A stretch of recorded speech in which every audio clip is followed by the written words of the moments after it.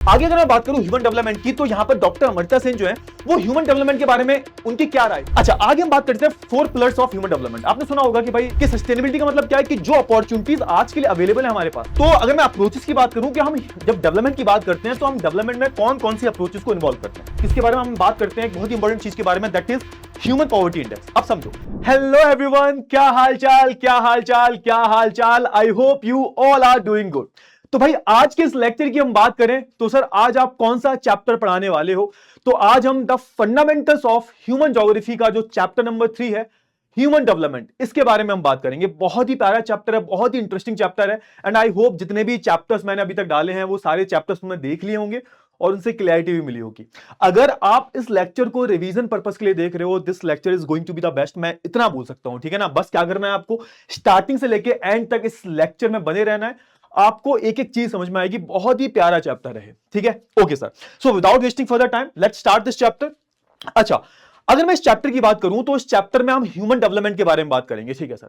क्या सर ये चैप्टर पिछले चैप्टर से कुछ रिलेटेड है? देखो रिलेटेड तो नहीं है, लेकिन हम एक पूरा पैटर्न को फॉलो करते आ रहे हैं। अगर आपने ध्यान से देखा हो पूरे ह्यूमन ज्योग्राफी को, और स्पेशली मैं बुक 1 की बात करूं तो बुक 1 में सबसे पहला जो आपने चैप्टर पढ़ा था वो पढ़ा था human geography nature and scope, जिसमें आपने ह्यूमन ज्योग्राफी के एक एक एस्पेक्ट को समझा कि हम ह्यूमन ज्योग्राफी पढ़ते क्यों हैं, हम क्यों पढ़ते हैं ह्यूमन ज्योग्राफी। और उसमें हमने ये भी पढ़ा था कि ह्यूमन ज्योग्राफी में हम मेनली हमारा जो मेन फोकस होता है वो होता है ह्यूमंस पर, यानी कि हम ह्यूमंस को सेंटर में रखते हैं और बाकी चीजें ह्यूमंस का अराउंड जो हो रही हैं उनको हम कनेक्ट करते हैं, उनको हम इंटीग्रेट करते हैं और एक तरीके से हम एक सब्जेक्ट को जन्म देते हैं, दैट इज ह्यूमन ज्योग्राफी।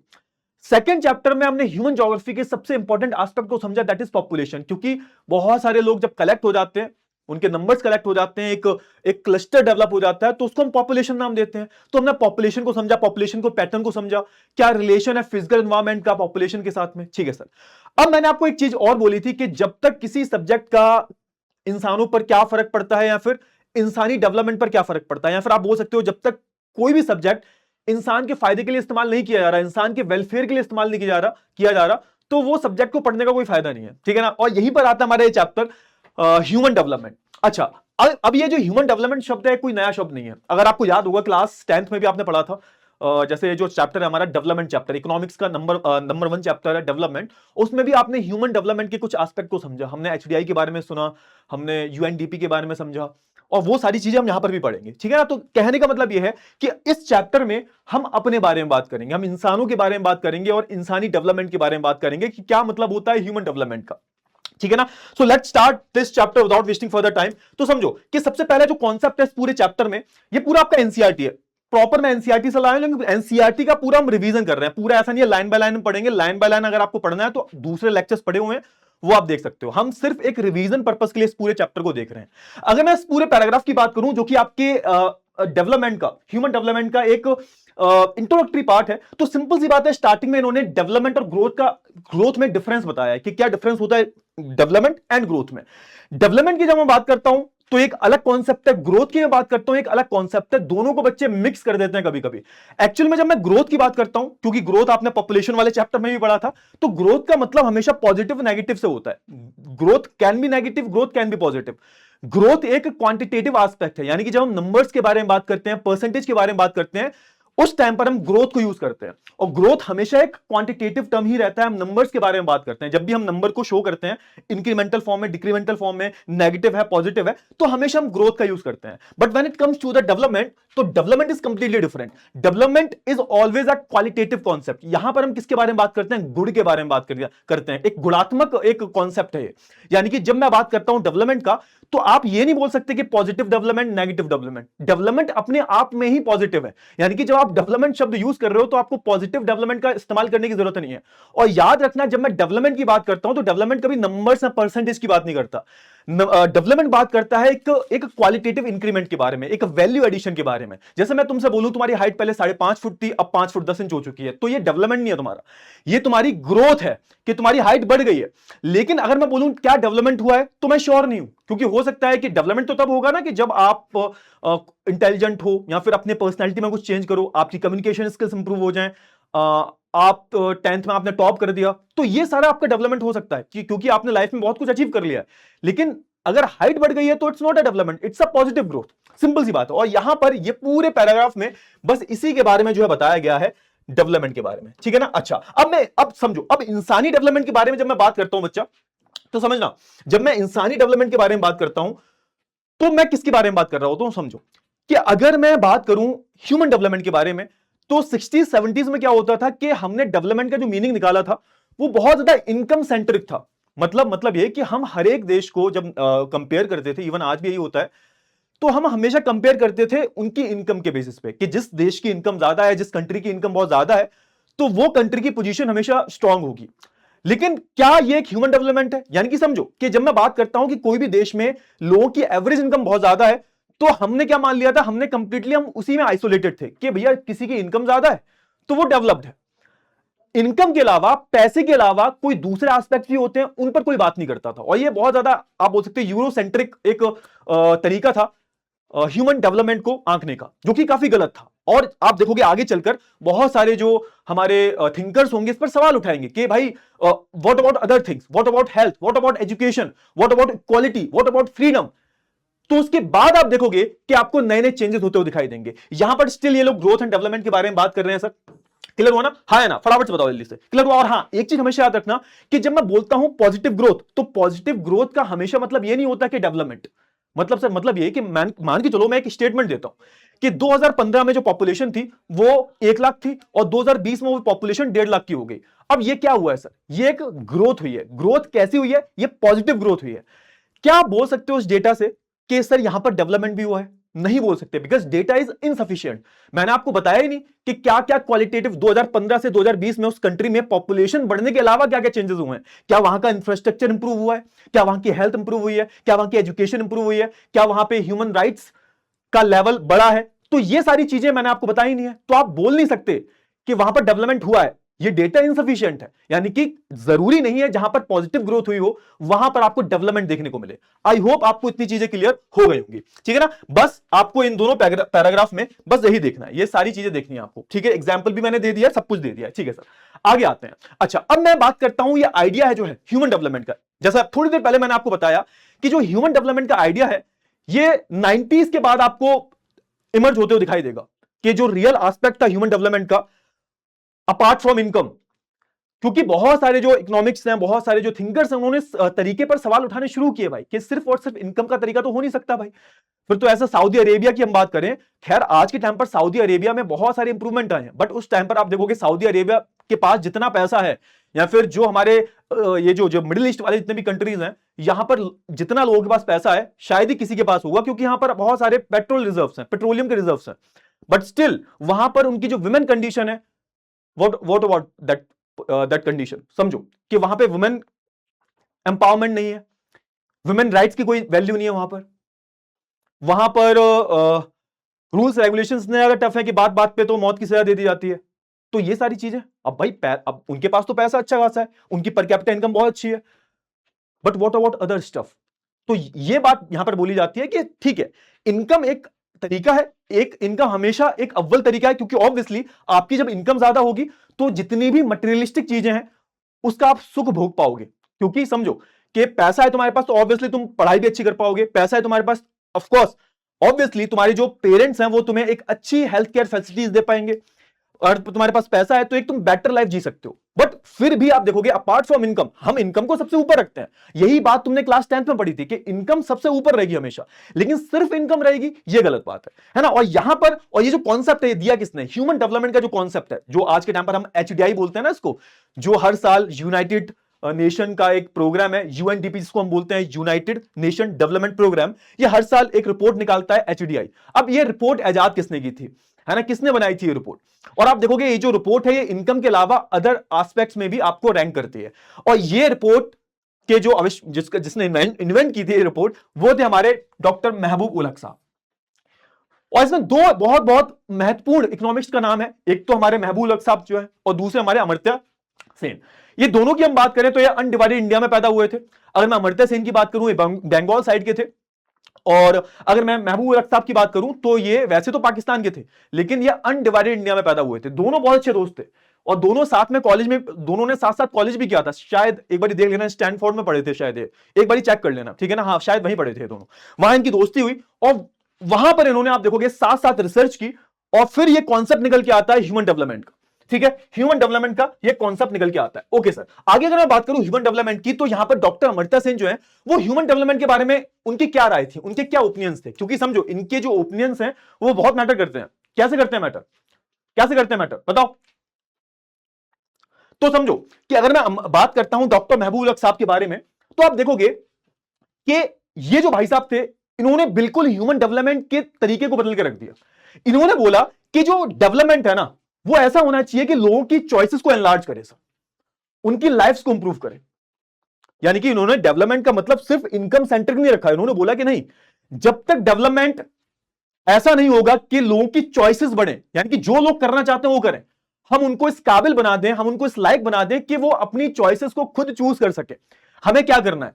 और जब तक उनकी लाइफ इंप्रूव नहीं होती है, लाइफ इंप्रूव कैसे होगी, जब उनके हेल्थ और एजुकेशन पर ध्यान देंगे। चॉइसेस कैसे लेंगे वो, जब उनको आप इतना एजुकेट कर दोगे, इतना सेल्फ डिपेंडेंट बना दोगे, इतना इंडिपेंडेंट बना दोगे कि उन्हें किसी की जरूरत ना हो। जैसे मैं आपकी बात करूं, आप इतने इंडिपेंडेंट हो जाओगे अभी 1 साल बाद, 12th के बाद जब आप कॉलेज कर लोगे, आपके मां बाप ने, आपके पेरेंट्स ने आपको इतनी एजुकेशन दे दी है। आपको जब एजुकेशन दे दी आपके पेरेंट्स ने, तो उसका मतलब क्या हुआ, वो आपको एक इंडिपेंडेंट बनाना चाहते हैं कि आपको किसी पर डिपेंडेंट रहना ना पड़े। 3 साल बाद जब आप ग्रेजुएशन कर लोगे, आप उसके बाद आपके पास बहुत सारी चॉइसेस होंगी। आप चाहो तो कैट का एग्जाम देके एमबीए कर सकते हो, आप चाहो तो यूपीएससी की प्रिपरेशन करके सिविल सर्विसेज में जा सकते हो, आप चाहो तो क्लैट कर सकते हो, आप चाहो तो you can do whatever you want. क्यों कर पा रहे हो, अगर एक सिनेरियो इमेजिन करो कि अगर आपके पेरेंट्स ने क्लास 8 के बाद ही आपको घर पे बिठा दिया होता, क्लास 8 के बाद ही आपने ड्रॉप आउट ले लिया होता स्कूल से, क्या आप ये सारी चॉइसेस ले पाते? आपकी चॉइसेस पर वही लिमिट लग जाती है। Exactly what they are saying, ये यही बोल रहे हैं कि हमें एक तरीके से लोगों की चॉइसेस को एनलार्ज करना पड़ेगा। और याद रखो, जब हम बात करते हैं डेवलपमेंट की, तो लोग जो है वो एक सेंटर आइडिया, सेंटर है, सेंटर में आएंगे, लोगों को हम सेंटर में रखेंगे। मतलब डेवलपमेंट का गोल क्या है कि लोगों की लाइफ को इंप्रूव करना, लोगों के पास चॉइसेस होनी चाहिए सब। और याद रखो, जो चॉइसेस है वो फिक्स नहीं होनी चाहिए, वो बदलती भी रहनी चाहिए। यानी कि समझो, आज आप यूपीएससी कर रहे हो तो वो आपकी चॉइस है, कल को अगर यूपीएससी से मन हट गया या फिर यूपीएससी में सिलेक्शन आपका नहीं हुआ, तो आपके पास एक और चॉइस, आपके पास बैकअप प्लान है, plan B, plan C, plan D. यार ये नहीं तो ये हो जाएगा। अब ये कैसे ले पा रहे हो तुम, क्योंकि तुम्हारी वो क्वालिफिकेशन है, तुम्हें तुम्हारे पेरेंट्स ने इतना ज्यादा आगे बढ़ा दिया है कि वो चॉइसेस तुम आज ले पा रहे हो। एग्जैक्टली यही हमारे जो डॉक्टर महबूब हक साहब हैं वो ले रहे हैं। और याद रखो, उन्होंने एक स्टेटमेंट दिया था कि मीनिंगफुल लाइफ का मतलब ये नहीं होता कि हम एक बहुत लंबी जिंदगी जी रहे हैं। और इससे मेरे को आनंद मूवी का एक डायलॉग याद आ जाता है, बाबू मोशाय, जिंदगी बड़ी होनी चाहिए, लंबी नहीं। बड़ी मतलब जितनी लाइफ आप जी रहे हो उसमें आपके कुछ गोल्स होने चाहिए, कुछ एम्स होने चाहिए। एक सोच के देखो, एक भिखारी, अगर वो भिखारी एक गरीब वाली जिंदगी जी रहा है, गरीबी की जिंदगी जी रहा है, उसने उम्र भर गरीबी में बताई है, वो एक स्लम में रहता है या फिर एक झोपड़पट्टी में रहता है वो, और वो 90 साल का हो गया है, 100 साल का हो गया है वो, लेकिन उसके लाइफ में कोई गोल नहीं है। उसका गोल वही है कि सुबह उठना है और आज का खाना कैसे मिले, आज की रोटी कैसे मिले, वो उसको देखना है बस। उसके लाइफ का कोई गोल नहीं है, कोई एम नहीं है। तो ये एक लंबी जिंदगी जो है, जीने से क्या फायदा जब उस लाइफ के कोई गोल ही ना हो। और यही स्टेटमेंट जो है हमारे डॉक्टर महबूब हक साहब ने दिया था कि लाइफ के सामने एक पर्पस होना चाहिए। जब तक पर्पस नहीं होगा फिर कैसे होगा, जब तक आपकी लाइफ का कोई पर्पस नहीं होगा, तो फिर इस देश का जो पर्पस है कि हमें डेवलप्ड बनना है 2050 तक, ये कैसे पूरा हो पाएगा। आपका पर्पस होना, पर्पसफुल होना बहुत ज्यादा जरूरी है। और यही बात जो है डॉक्टर अमर्त्य सेन ने, डॉक्टर महबूब हक साहब ने बोली थी। एग्जैक्टली आप दोनों की अगर देखोगे ना, दोनों की जो आइडियोलॉजीज थी वो लगभग सेम ही थी। फिर अगर मैं बात करूं, अच्छा इनके बारे में तो ऑलरेडी मैंने बात कर ली। और हाँ, याद रखना कि इनको भी नोबेल प्राइज मिलने वाला था। जैसे अमर्त्य सेन तो नोबेल प्राइज जीते थे, इनको भी नोबेल प्राइज मिलने वाला था, उसके पहले इनकी डेथ हो गई थी, ठीक है ना। और कोई मरे हुए इंसान को नोबेल प्राइज नहीं देता है। इतनी चीजें मैंने क्लियर कर दी आपको। ओके सर, अच्छा अगर हाँ, अब मैंने बोला कि भाई हम चॉइसेस को एनलार्ज कैसे कर सकते हैं, एक इंसान अपने पैरों पे खड़ा होकर चॉइसेस कैसे ले सकता है। तो सबसे पहले हमें क्या करना पड़ेगा, एक उसकी हेल्थ पर ध्यान देना पड़ेगा, उसके एजुकेशन पर ध्यान देना पड़ेगा, ये मेक श्योर करना पड़ेगा कि वो एक ऐसी लाइफ जिए which must be full of dignity, इज्जत के साथ जिए वो। और याद रखो, यूनाइटेड नेशन डेवलपमेंट प्रोग्राम ने इसको इंप्लीमेंट किया था। इसको इंप्लीमेंट किया, और याद रखो 1990 से इसको इंप्लीमेंट भी किया गया था, 1990 से, है ना। 1990 से ये रिपोर्ट हमारी आती जा रही है और उसमें बहुत सारे चेंजेस भी हुए हैं। हम हर साल नई नई चीजें ऐड करते हैं। फिर यहां पर बात की जा रही है the Nobel prize laureate Amartya Sen के बारे में। इन्होंने किस पर फोकस किया, इन्होंने फोकस किया फ्रीडम पे। इन्होंने बोला कि हमें इंडिविजुअल की फ्रीडम को बढ़ाना चाहिए। अच्छा, फ्रीडम का मतलब ये नहीं है कि तुम्हें किसी ने पकड़ के रखा हुआ है। फ्रीडम का मतलब ये नहीं है बेटा कि तुम्हें किसी ने पकड़ के रखा हुआ है, तुम्हें किसी ने चेन में बांध के रखा हुआ है, टाई करके रखा हुआ है, नहीं।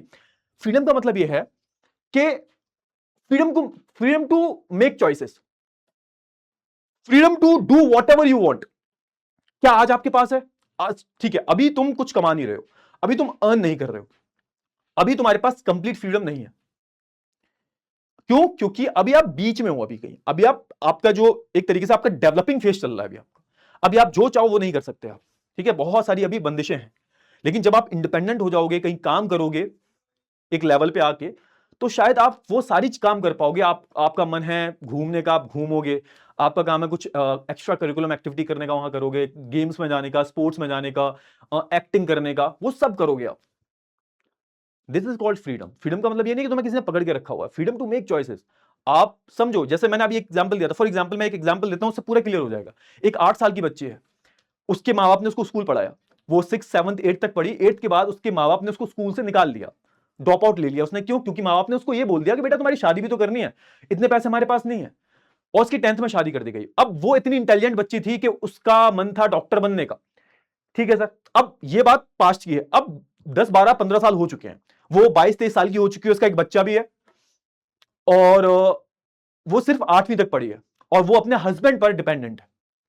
इस केस में जब वो हॉस्पिटल, एक बारी जब वो हॉस्पिटल गई अपने बच्चे को लेके, तो उसने डॉक्टर्स को देखा, और फिर उसने वो बात याद की कि जब वो सपने देखा करती थी डॉक्टर बनने का। अगर यहां पर वो बच्ची जो है, अगर चाहे आज 22, 23, 24 साल की उम्र में वो चाहे कि डॉक्टर बने, वो बन जाएगी? नहीं बन पाएगी। क्यों? क्योंकि वो तुम्हें सर, वो फ्री तो है, फ्रीडम है उसके पास में, उसको किसी ने पकड़ के नहीं रखा हुआ। क्या वो डॉक्टर बन सकती है? नहीं बन सकती, क्योंकि वो 8वीं तक ही पढ़ी हुई है। उसकी चॉइसेस पर 8th क्लास पर में ही लिमिट लगा दी गई थी। आज वो कुछ नहीं कर सकती, आज वो अपने हस्बैंड पर डिपेंडेंट है। तो ये फ्रीडम है या नहीं है? नहीं है। और यही बात हमारे अमर्त्य सेन बोल रहे हैं कि हमें सामने वाले को फ्रीडम देना चाहिए, है ना, और यही मेन गोल होना चाहिए, ये मेन ऑब्जेक्टिव होना चाहिए डेवलपमेंट का। क्लियर हुआ? तो आई होप आपको इतनी चीजें क्लियर हो गई होंगी। क्लियर हो गई? ठीक है सर, आगे हम बात करें। अच्छा, अब ये सारी चीजें हम अचीव कैसे कर सकते हैं, हम लोगों की कैपेबिलिटी को बढ़ा कैसे सकते हैं? इन्होंने यही तो बोला है कि हम, समझो यहां पे थोड़ा समझो बोला क्या, अमर्त्य सेन बोल रहे हैं कि हमें क्या करना पड़ेगा, हमें लोगों को फ्रीडम देना पड़ेगा। फ्रीडम कैसे दे सकते हैं? तो लोगों की कैपेबिलिटी जब तक हम नहीं बढ़ाएंगे तब तक उनको फ्रीडम नहीं मिलेगा। अब लोगों की कैपेबिलिटीज को कैसे बढ़ाया जाए? तो लोगों की कैपेबिलिटी हम कैसे बढ़ा सकते हैं? तुम अपनी कैपेबिलिटी कैसे बढ़ा सकते हो? ऑब्वियसली एजुकेशन से। अब आपकी जब हेल्थ ठीक रहेगी, आपको जब एजुकेट किया जाएगा, तो ऑब्वियसली आपकी कैपेबिलिटी बढ़ जाएंगी। आज से 3 साल बाद जब तुम किसी अच्छे ड्यू यूनिवर्सिटी से ग्रेजुएट हो जाओगे, तो तुम्हें किसी की जरूरत थोड़ी ना होगी, तुम्हें बस डिसीजन लेना पड़ेगा, और आप फ्री हो डिसीजन लेने के लिए, और आपके पास पैसा भी होगा उस टाइम पर, आप जो करना चाहो आप कर सकते हो, आपके ऊपर किसी की बंदिशें नहीं होंगी। तो ये होती है कैपेबिलिटी, और कैपेबिलिटी के लिए एजुकेशन और हेल्थ का होना बहुत ज्यादा जरूरी है, और अदर रिसोर्सेज का, यानी कि समझो एजुकेशन, हेल्थ एंड जो अदर रिसोर्सेज है, इसमें सब कुछ आ जाता है। जो भी अपॉर्चुनिटीज हैं वो सब आ जाती हैं, कि भाई जो भी अपॉर्चुनिटी सबको मिल रही है वो आपको भी मिलनी चाहिए। तो ये सब कुछ आ जाता है, सब कुछ आ जाता है कि एक्सेस टू द रिसोर्सेज, दूसरा एजुकेशन, एंड तीसरा हेल्थ। ये तीनों जो फैक्टर है ये बहुत ज्यादा इंपॉर्टेंट है when it comes to the development. Okay, clear हुआ? चलो ठीक है। अच्छा, आगे हम बात करते हैं 4 पिलर्स ऑफ ह्यूमन डेवलपमेंट। आपने सुना होगा कि भाई जैसे हम पिलर्स की बात करते हैं, वैसे आपने सुना होगा कि डेमोक्रेसी के भी 3 पिलर्स होते हैं, लेजिस्लेचर, एग्जीक्यूटिव, जुडिशरी। यानी कि पिलर बेसिकली क्या करते हैं, एक बिल्डिंग को सस्टेन करने में मदद करते हैं, मजबूती देते हैं बिल्डिंग को, स्तंभ जो होते हैं। ऐसे आप देखोगे जो डेवलपमेंट है वो 4 चीजों पर टिका हुआ है। पहला है हमारा इक्विटी, सस्टेनेबिलिटी, दूसरा है हमारा, तीसरा है हमारा प्रोडक्टिविटी, चौथा है हमारा एम्पावरमेंट। अच्छा, अगर मैं इक्विटी की बात करूं तो समझो, इक्विटी डेवलपमेंट के लिए इक्विटी बहुत जरूरी है। इक्विटी का मतलब होता है कि सभी के पास इक्वल अपॉर्चुनिटीज होनी चाहिए, इक्वल अपॉर्चुनिटीज होनी चाहिए, किसी भी चीज की मैं बात करूं, equal opportunities to everyone. Clear हुआ? हां। अब ये जो इक्वल अपॉर्चुनिटीज है ये कैसी होनी चाहिए sir? Irrespective of their gender, caste, creed, यानी कि मैटर नहीं करता आप किस जाति से हो, किस धर्म से हो, किस क्रीड से हो, किस सेक्स से आते हो, किस कम्युनिटी से आते हो, नहीं, सबके पास बराबर बराबर अपॉर्चुनिटीज होनी चाहिए। क्लियर हुआ ना? और इंडिया में अभी ये क्या देखने को मिलता है, इंडिया में आपको अभी ये बहुत ज्यादा देखने को नहीं मिलता। इंडिया में आपको कास्ट सिस्टम देखने को मिलता है। तो अभी सरकार ने जो रिजर्वेशन दिया है वो इसी के अंतर्गत में दिया है ना, कि भाई जो हमारे ऐसे लोग हैं जो मेन स्ट्रीम सोसाइटी से अभी जुड़ नहीं पाए हैं, उनको कैसे भी ना कैसे भी करके मेन स्ट्रीम सोसाइटी से जोड़ा जाए। That's why they are giving a reservation to backward classes. समझ में आया? है ना, डिप्राइव्ड क्लासेस। फिर आता है हमारा सस्टेनेबिलिटी। अब इन्होंने बोला कि सस्टेनेबिलिटी का मतलब क्या है, कि जो अपॉर्चुनिटीज आज के लिए अवेलेबल है हमारे पास, जो इक्वल अपॉर्चुनिटीज जो सबको मिल रही हैं, उसकी एक कॉन्टिन्यूटी रहनी चाहिए। मतलब वो ऐसा नहीं है कि वो अभी की जनरेशन के लिए है अपॉर्चुनिटीज, लेकिन आने वाली फ्यूचर जनरेशन के लिए ना हो। हम अपने रिसोर्सेज का इतना ज्यादा हम अपने रिसोर्सेज इतने ज्यादा ड्रेन कर दें, इतने ज्यादा वेस्ट कर दें कि आने वाली जनरेशन के लिए कुछ अपॉर्चुनिटीज ना रहे हमारे पास। यानी कि यह बात की जा रही है कि जो अभी अपॉर्चुनिटीज अवेलेबल हैं वो आने वाले फ्यूचर में भी सबके लिए अवेलेबल होनी चाहिए। इस वजह से हमें अपने एनवायरमेंटल रिसोर्सेज, फाइनेंशियल रिसोर्सेज और ह्यूमन रिसोर्सेज को यह चीज ध्यान में रख के इस्तेमाल करनी चाहिए कि हम इनको फ्यूचर में भी इस्तेमाल करेंगे, फ्यूचर जनरेशन के लिए भी छोड़ के जाएंगे। इनका हमें मिसयूज नहीं करना चाहिए। And this is what sustainability says. ठीक है, क्लियर। उसके बाद हम बात करते हैं प्रोडक्टिविटी की। प्रोडक्टिविटी की हम बात करें तो प्रोडक्टिविटी, किसकी प्रोडक्टिविटी की बात की जा रही है? हम लोगों के प्रोडक्टिविटी के बारे में बात की जा रही है। ये एक्चुअली बात कर रहा है ह्यूमन लेबर के बारे में। और यहां पर लेबर का मतलब एक्चुअली लेबर नहीं है, मतलब यहां पे काम करने से हो रहा है कि जो भी हम काम करते हैं, मतलब फॉर एग्जांपल मैं भी एक लेबर हूं, मैं तुम्हें पढ़ा रहा हूं, है ना, मैं अपना काम कर रहा हूं, जो भी अपना काम कर रहा है that is a part of labour. अब यहां पर बात की जा रही है ह्यूमन प्रोडक्टिविटी के बारे में, ह्यूमन लेबर के बारे में। अब समझो, अब जैसे जापान आज के टाइम पर बहुत आगे है, उनके पास कोई भी मिनरल सोर्सेज नहीं है, but still they are far better than us. How? Because they have strong human resources. उनके पास एक ह्यूमन जो रिसोर्स है, उनको पता था कि उनके पास कोई मिनरल सोर्स नहीं है, तो उन्होंने अपनी सारी मेहनत किस पर झोंक दी? लोगों पर। अपने लोगों को इस काबिल बना दिया कि उनके लोग उनके जो लोग हैं वो इनोवेशन कर पा रहे हैं।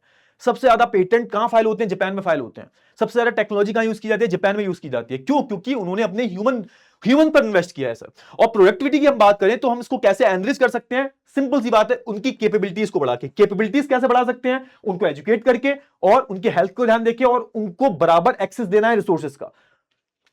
इस तरीके से आप देखोगे हम प्रोडक्टिविटी को बढ़ा सकते हैं। क्यों? क्योंकि सिंपल सी बात है, आपके देश के जो लोग हैं वही आपके देश का रियल वेल्थ है। यही बात यहां पर बोली जा रही है। आगे बात कर लेते हैं, लास्ट वाला पॉइंट है एम्पावरमेंट। जब मैं बात करता हूं बेटा एम्पावरमेंट के बारे में, तो एम्पावरमेंट का मतलब ये नहीं है कि कोई तुम्हें स्पेशल पावर देने की बात की जा रही है कि कॉन्स्टिट्यूशन स्पेशल तुम्हें कोई पावर मिल गई है कॉन्स्टिट्यूशन की तरफ से और तुम जो चाहो कर सकते हो। नहीं, यहां पर एम्पावरमेंट का मतलब है पावर टू टेक डिसीजन, है ना, फ्रीडम टू टेक डिसीजन। यानी कि किस चीज की पावर की बात की जा रही है? Power to make choices, choices की बात की जा रही है। और ये चॉइसेस कैसे आएंगे? आप चॉइसेस कैसे ले पाओगे? जब आपके पास फ्रीडम होगी, है ना। और फ्रीडम कैसे हो पाई होगी? कि जब आपको उस लायक बना दिया जाएगा, जब आपके पास कैपेबिलिटी होगी। सिंपल सी बात है। फ्रीडम कैसे होगी? कैपेबिलिटी होगी। कैपेबिलिटी कैसे होगी? कि जब आपकी सरकार आपकी हेल्थ एजुकेशन का ध्यान रखेगी, यह इंश्योर करेगी कि आपके पास रिसोर्सेज का एक्सेस है। तो यहां पर वही बोला जा रहा है कि हमें क्या करनी चाहिए सर, गवर्नमेंट को। जब हम बात करते हैं जो हम पर रूल कर रहा है सर, और जो हमको गवर्न कर रहा है, तो वो ऐसी पॉलिसीज बनाए जो पीपल ओरिएंटेड पॉलिसी हो, जो लोगों की भलाई के लिए हो। इससे हम क्या बन सकते हैं? एम्पावर हो सकते हैं सर। ठीक है, और स्पेशली वो लोग जो सोशली और इकोनॉमिकली बैकवर्ड है, उनको आगे बढ़ाना भी हमारी रिस्पॉन्सिबिलिटी है सर, जो डिसएडवांटेजियस पोजीशन पे है। ठीक है सर। अब ये आ जाता है भाई हमारा क्या, मेजरिंग द ह्यूमन डेवलपमेंट। ठीक है सर। इससे पहले एक चीज और मैं पढ़ा देता हूं जो कि बहुत इंपॉर्टेंट है, बहुत इंपॉर्टेंट है।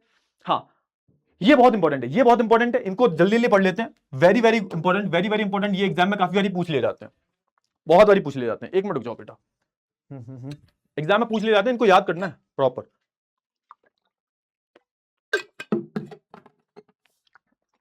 चलो, तो अगर मैं अप्रोचेस की बात करूं कि हम जब डेवलपमेंट की बात करते हैं तो हम डेवलपमेंट में कौन कौन सी अप्रोचेस को इन्वॉल्व करते हैं? तो यहां पर 4 अप्रोचेस है: income approaches, welfare approach, basic needs approach and capability approach. सबसे पहले हम इनकम अप्रोच के बारे में बात करते हैं। समझो, ये मैंने आपको ऑलरेडी बता रखा है, this is one of the oldest way of calculating the human development. इसमें क्या होता है? इसमें सिंपल सी बात है, आपके इनकम के लेवल के आधार पर आपको बताया जाता है कि आप डेवलप्ड हैं, अंडर डेवलप्ड हैं या डेवलपिंग है। यानी कि जिस देश की इनकम जितनी ज्यादा होगी, उसके पास जिस देश की इनकम सबसे ज्यादा होगी, उस देश का लेवल ऑफ डेवलपमेंट उतना ही ज्यादा होगा। यानी कि ये इनकम के बेसिस पर सामने वाले की इंडिविजुअल फ्रीडम, इंडिविजुअल इंजॉयमेंट की हम बात करें कि कोई कितना इंजॉय कर पा रहा है, कोई कितना फ्री है, इस बात का पता है किससे लगाते हैं? इनकम से लगाते हैं। ठीक है ना। तो ये बहुत ही ज्यादा आप बोल सकते हो ट्रेडिशनल मेथड है, और अब हम इस मेथड को यूज तो करते हैं लेकिन इस पर ज्यादा रिलाय नहीं करते। ठीक है सर। फिर हम बात कर लेते हैं वेलफेयर अप्रोच पे। वेलफेयर अप्रोच की बेटा जब मैं बात करता हूं तो यहां पर किस पर ध्यान दिया जाता है? यहां पर समझो, यहां पर याद रखना कि यहां पर जो ह्यूमन बींग्स है, यानी कि जो आम जनता है, जो ह्यूमन बींग्स हैं, जो एक डेवलपमेंट का सेंट्रल पार्ट है, उनको एक बेनिफिशियरी की तरह माना जाता है। यानी कि जितनी भी डेवलपमेंटल प्रोग्राम होंगे उसका बेनिफिट किसको मिलेगा? इन लोगों को मिलेगा। और अच्छा, डेवलपमेंट कराने के लिए रेस्पॉन्सिबल कौन है? तो वहां की जो सरकार है वो रेस्पॉन्सिबल है कि वो अपने लोगों पर खर्च करे, एक्सपेंडिचर करे, उनकी एजुकेशन पर, हेल्थ पर, सोशल सेकेंडरी एमेनिटीज, जो भी उनकी जरूरतें हैं उन पर कौन खर्च करती है सर? वहां की सरकार खर्च करती है। मतलब सरकार की रिस्पॉन्सिबिलिटी है कि अपनी जनता के ऊपर एक्सपेंडिचर करना। ये होता है हमारा वेलफेयर अप्रोच। याद रखना कि यहां पर जो जनता है वो कोई पार्टिसिपेंट नहीं है। मतलब जो डेवलपमेंट प्रोग्राम बनाए जाते हैं उनमें वो पार्ट नहीं ले रहे, वो सिर्फ और सिर्फ क्या है, वो सिर्फ और सिर्फ एक पैसिव रिसिपिएंट है। मतलब ये कि जो डेवलपमेंट प्रोग्राम सरकार बनाती है उसको ये रिसीव करते हैं सर, उसका ये आनंद उठाते हैं, उसको ये उनको ये एंटाइटल हो जाता है। डेवलपमेंट प्रोसेस का भाग नहीं है ये लोग। जो सरकार डेवलपमेंट पॉलिसीज बना रही है वो इन जनता को मिल जाती है, जनता को मिल जाती है, ठीक है ना। He is not directly participating in a developmental program. बस जो भी प्रोग्राम बनते हैं वो जनता को मिल जाते हैं। That's why they are called them passive recipient, कि वो बस उसको ले रहे हैं सर, ठीक है सर। अच्छा, और याद रखना गवर्नमेंट ही यहां पर रिस्पॉन्सिबल होती है। फिर आता है हमारा basic needs approach. Basic needs approach की हम बात करें तो ये जो अप्रोच है वो हमारे आईएलओ ने दी थी, इंटरनेशनल लेबर ऑर्गेनाइजेशन। उन्होंने बोला कि हम कुछ बेसिक चीज पर फोकस करेंगे, डेवलपमेंट की बात तो बाद में है। अगर हम उनको बेसिक चीज ही नहीं दे पा रहे हैं तो डेवलपमेंट किस बात की चॉइसेस, किस बात का फ्रीडम। उनको हम कुछ बेसिक 6 चीजें देंगे। कौन सी चीजें? Health, education, food, water supply, sanitation and housing. ये सारी चीजें अगर हम उनको प्रोवाइड कर देंगे तो उनकी लाइफ धीरे धीरे अपने आप ही इंप्रूव होती रहेगी, ठीक है ना, अपने आप ही इंप्रूव हो जाएगी। यहां पर जो क्वेश्चन है ह्यूमन चॉइसेस का वो इग्नोर किया गया और यहां पर एम्फसाइज किया गया है कि जो बेसिक चीजें हैं, जीने के लिए क्या चाहिए? रोटी, कपड़ा और मकान। तो यहां पर वही बात की जा रही है कि भाई कुछ जो बेसिक नीड्स हैं उन पर पहले फोकस किया जाए। उसके बाद आती है लास्ट में कैपेबिलिटी अप्रोच। अगर मैं कैपेबिलिटी बेटा अप्रोच की बात करता हूं तो ये जो अप्रोच है ये कहीं ना कहीं जो अमर्त्य सेन की थ्योरी है उससे ये एसोसिएटेड है। सिंपल सी बात है, कैपेबिलिटी अप्रोच में इन्होंने यही बोला है कि हमें क्या बढ़ानी है? इंसान की कैपेबिलिटीज बढ़ानी है। कैपेबिलिटीज कैसे बढ़ानी है? जब हम उनकी हेल्थ पर, एजुकेशन पर खर्च करेंगे, उनके पास रिसोर्सेज का एक्सेस होगा तो कहीं ना कहीं उनका डेवलपमेंट अपने आप हो जाएगा, है ना। ये उनकी डेवलपमेंट के लेवल को अपने आप इंक्रीज कर देगा। तो ये आपको सारी की सारी अप्रोच है, याद रखनी है। 5 स्टार रेटिंग दे लो, वेरी वेरी इंपॉर्टेंट एग्जाम में एमसीक्यूज या फिर लॉन्ग क्वेश्चन, शॉर्ट क्वेश्चन आ सकते हैं सर, ठीक है, क्लियर हुआ। अब हम बात कर लेते हैं आगे। आगे हम बात करें तो यहां पर बात की जा रही है measuring of the human development. जब मैं ह्यूमन डेवलपमेंट की मेजरमेंट की बात करता हूं तो हम कैसे मेजर करते हैं? तो सबसे पहली बात मैंने आपको बता दिया, यूएनडीपी जो है ये हर साल ह्यूमन डेवलपमेंट निकालती है भाई, रिपोर्ट निकालती है। और हम अपनी बात करें तो हमें हमारी टॉप 100 में भी जगह नहीं है, 130 132वें नंबर पे आते हैं। मतलब हमारी ह्यूमन डेवलपमेंट में रैंकिंग बहुत खराब है। और इसके कई सारे कारण है। क्यों? क्योंकि ह्यूमन डेवलपमेंट रिपोर्ट जो निकाली जाती है वो सिर्फ और सिर्फ एक एस्पेक्ट पे नहीं निकाली जाती, एक पैरामीटर पे नहीं निकाली जाती, वो अलग अलग पैरामीटर पे निकाली जाती है। और याद रखो यहां पर वही सेम चीज बोली गई है कि जब हम ह्यूमन डेवलपमेंट इंडेक्स की बात करते हैं तो यहां पर की एरियाज कौन से ह्यूमन डेवलपमेंट के, तो आप देखोगे। और हाँ, याद रखना ये जो की एरियाज है चेंज भी होते रहते हैं, इसमें कुछ ना कुछ चीजें ऐड होती रहती हैं। जैसे हम अभी की बात करें, health, education, access to resources, ये सब मेन है सर। अच्छा, याद रखो ये रैंकिंग कैसे करते हैं? तो ये 0 to 1 रैंकिंग करते हैं। 0 to 1 मतलब ये रैंकिंग जो करते हैं तो जो मार्क्स दिए जाते हैं वो किसके हिसाब से दिए जाते हैं? वो 0 to 1 के बीच में दिए जाते हैं। और याद रखना जो नंबर 1 के क्लोज है उसकी उतनी ही अच्छी रैंकिंग होगी, और जिसके नंबर 0 से क्लोज है उसकी रैंकिंग उतनी खराब होगी। फॉर एग्जाम्पल, अगर किसी कंट्री की रैंकिंग आती है 0.899, this number is very close to 1, तो उसकी इसका मतलब यह हुआ कि उसकी रैंकिंग उतनी अच्छी होगी। यानी कि ये तो नंबर है, ये नंबर हम देते हैं कंट्रीज को, अलग अलग कंट्रीज को। ये नंबर कैसे दिए जाते हैं? 0 to 1 के बीच में, 0.599, 0.588, 0.799। और जिसकी रैंकिंग जो 1 के ज्यादा क्लोज होगा उसकी रैंकिंग उतनी ही अच्छी होगी। ये बात यहां पर बोली गई है। ओके सर, अच्छा ठीक है, ये सब कुछ मैंने यहां पर लिख दिया। अच्छा, आप देखोगे कि अगर मैं बात करता हूं ये जो इंडिकेटर्स हमारे, तो वो क्या क्या दिखाते हैं सर? जैसे access to health, life expectancy की हम बात करें, जैसे आप देखोगे ना, मेन क्या होता है हमारा? हेल्थ। अब हेल्थ में बहुत सारी चीजें आती हैं। हेल्थ में क्या क्या आता है? इन्फेंट मोर्टेलिटी रेट आता है हमारा हेल्थ में। और क्या आता है? लाइफ एक्सपेक्टेंसी आती है हमारी। ये सारी हेल्थ की चीजें हैं सर जो बताती हैं कि आपके यहां पर हेल्थ केयर फैसिलिटीज कितनी है सर। एजुकेशन की हम बात करें तो इसमें क्या आता है? इसमें ग्रॉस एनरोलमेंट रेशियो आ जाते हैं, लिटरेसी रेट आता है, ये भी कहीं ना कहीं आपके एजुकेशन लेवल को बताता है। स्टैंडर्ड ऑफ लिविंग की हम बात करते हैं तो स्टैंडर्ड ऑफ लिविंग में आपकी इनकम आ जाती है, ग्रॉस नेशनल इनकम, आपकी पर कैपिटा इनकम आ जाती है, ये सब आ जाता है इसमें, ठीक है सर। परचेजिंग पावर आती है। तो ये अलग अलग बेस पे क्या करते हैं, एक तरीके से अलग अलग बेसिस पे ये रैंक करते हैं। और याद रखना कि इन 3 चीजों की अगर मैं बात करूं तो उसमें आप देखोगे 1/3 वेटेज देते हैं सबको। 1/3 वेटेज आपको देखने को मिलेगा, यानी कि सारे जो हमारे पैरामीटर्स हैं इनको 1/3 वेटेज दिया जाता है। 1/3 हेल्थ को, 1/3 एजुकेशन को, 1/3 स्टैंडर्ड ऑफ लिविंग को, या फिर एक्सेस टू रिसोर्सेज को, इन सबको बराबर बराबर वेटेज दिया जाता है। और इन सबको टोटल करके आप देखोगे, इन तीनों चीजों की बात की, तीनों डायमेंशन में हम देखते हैं, किसी एक पर फोकस नहीं करते। That's why this is one of the most reliable programme United Nation का। This is one of the best indicator of human development. जैसे वर्ल्ड बैंक जो निकालता है, वर्ल्ड बैंक सिर्फ इनकम के बेसिस पे निकालता है, but this human development index, इसमें आप देखोगे अपार्ट फ्रॉम इनकम और भी कई सारी चीजें देखी जाती हैं। ठीक है सर, आगे बढ़ते हैं, आगे बढ़े, आगे बढ़े। ओके सर, अच्छा ये इतना इंपॉर्टेंट नहीं है, बेटी बचाओ बेटी पढ़ाओ का ये आपको मैं होमवर्क दे रहा हूं, ये खुद आप पढ़ सकते हो, ठीक है, इतना ज्यादा जरूरी नहीं है। ठीक है सर, अब हम बात करें किसके बारे में, हम बात करते हैं एक बहुत ही इंपॉर्टेंट चीज के बारे में, that is human poverty index. अब समझो, ह्यूमन डेवलपमेंट इंडेक्स के बारे में जब मैं बात करता हूं तो it only talks about attainments, जो चीजें आपने अचीव कर ली हैं, लेकिन ये शॉर्ट कमिंग के बारे में बात नहीं करते। फॉर एग्जाम्पल जैसे मैं बोलूं कि इंडिया का लिटरेसी रेट कितना है, इतना है, 78% 79% है, जो भी है, राउंड ऑफ करके 80% है। तो हम सिर्फ लिटरेसी रेट की बात कर रहे हैं, और जो अनपढ़ रह गए उनका क्या, जिनके पास एक्सेस टू एजुकेशन नहीं है उनका क्या। यानी कि समझो कि खाली अगर आप ह्यूमन डेवलपमेंट इंडेक्स कैलकुलेट कर रहे हो तो उसका कोई मतलब नहीं है। क्यों? क्योंकि आपको वो एक ट्रू पिक्चर नहीं दिखाएगा। अगर आपको सच में एक रियल पिक्चर देखनी है तो उसके लिए आपको क्या करना पड़ेगा, उसके लिए आपको ह्यूमन पॉवर्टी इंडेक्स को भी कैलकुलेट करना पड़ेगा। ह्यूमन पॉवर्टी इंडेक्स क्या बताता है सर, ये शॉर्ट कमिंग्स बताता है, बस इतना याद रखना है। फॉर एग्जांपल के बीएमआई, जैसे हम बीएमआई की बात करते हैं तो BMI is a part of health, body mass index. तो ये सारी चीजें हम इन सारी चीजों को जब कैलकुलेट करते हैं तो हमने क्या क्या अचीव कर लिया है, इसके अलावा हम ये भी देखते हैं क्या क्या अचीव हम नहीं कर पाए अभी तक।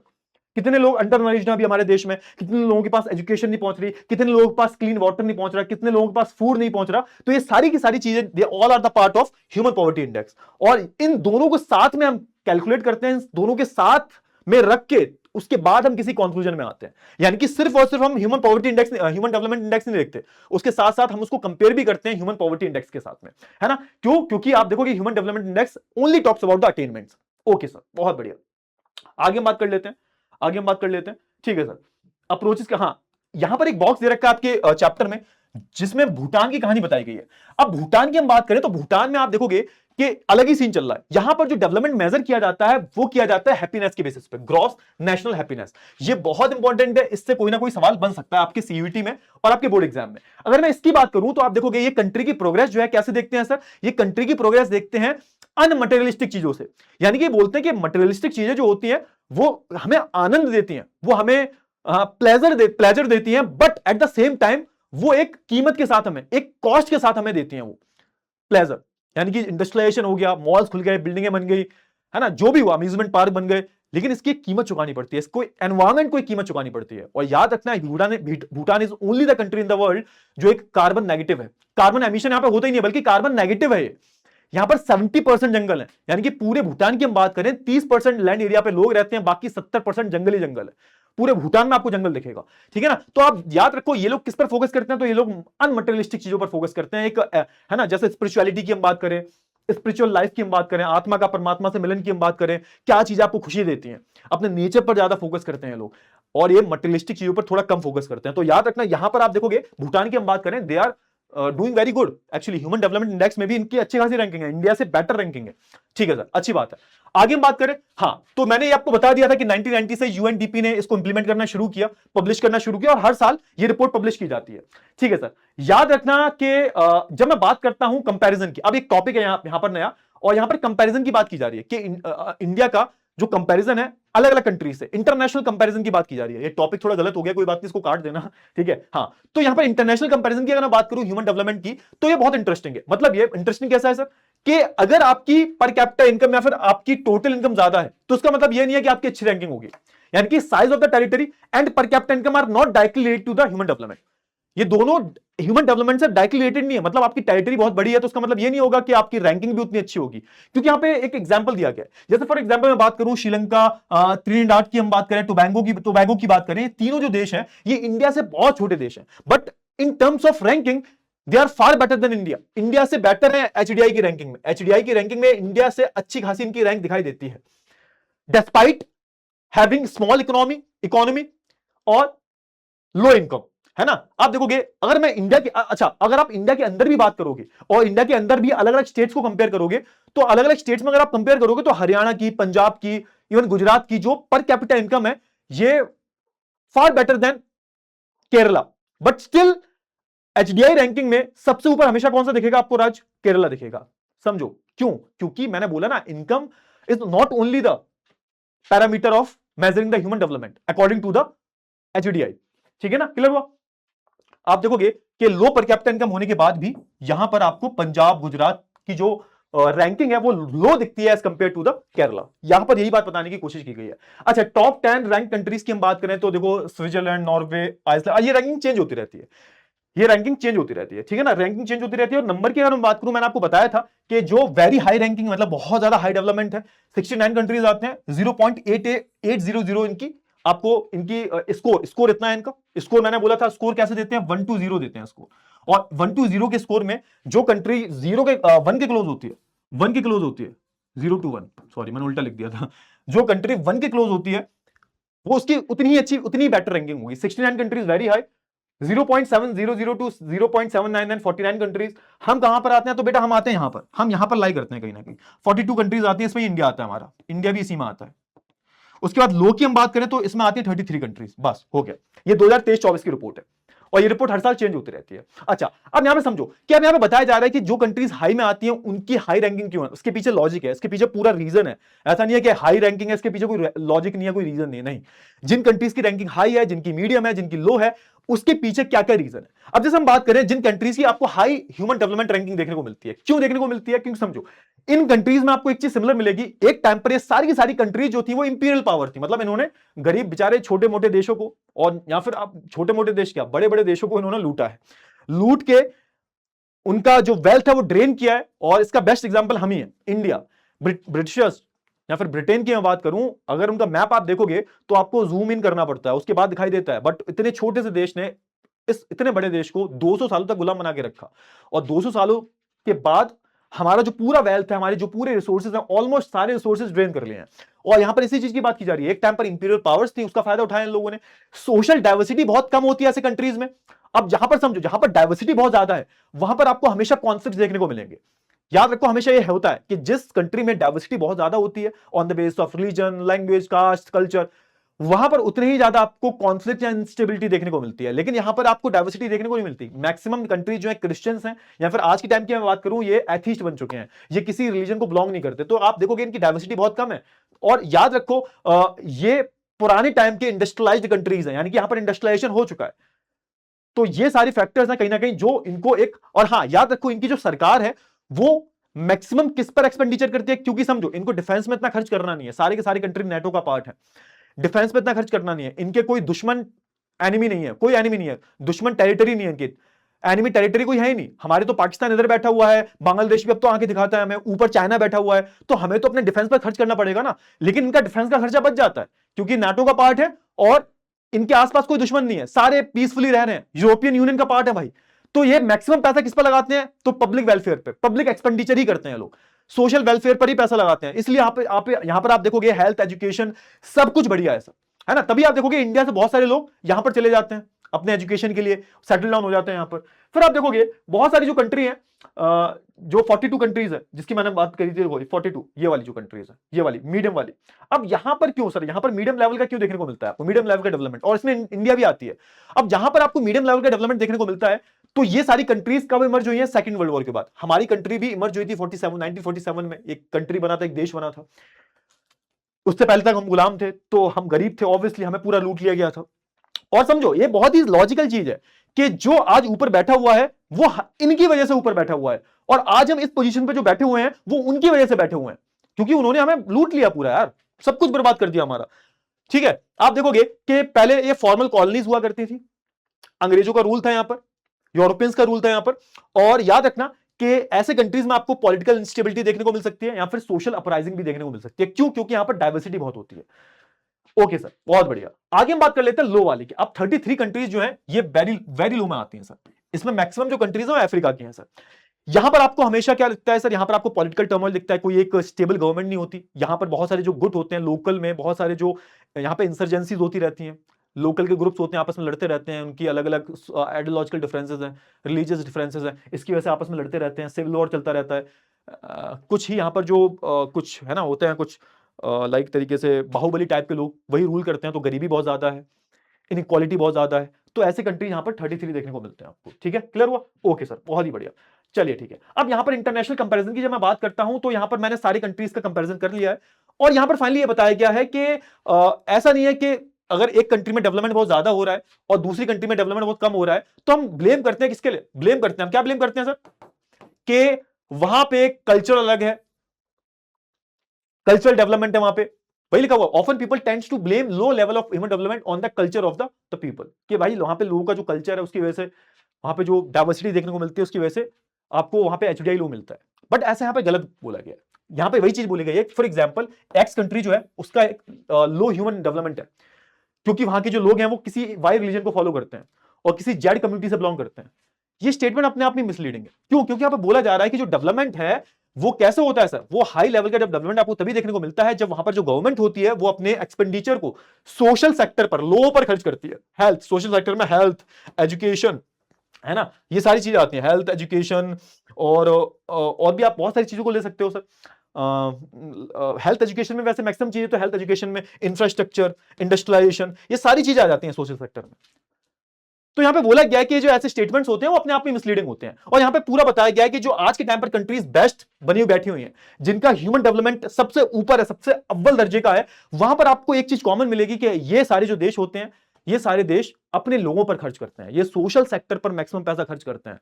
That's why they are doing better, that's why ये हमेशा टॉप 10 में बने रहते हैं। और इसी के साथ हमारा जो पूरा चैप्टर है, आई होप आपको पूरा चैप्टर समझ में आ गया होगा। कम वक्त में मैंने पूरी एनसीईआरटी आपकी रिवाइज करवा दी है। बताना कैसा लगा है चैप्टर, ठीक है? तो हम मिलते हैं नेक्स्ट क्लास में एक अच्छे से वन शॉट के साथ में। तब तक के लिए अपना ध्यान रखिएगा। Bye bye, take care.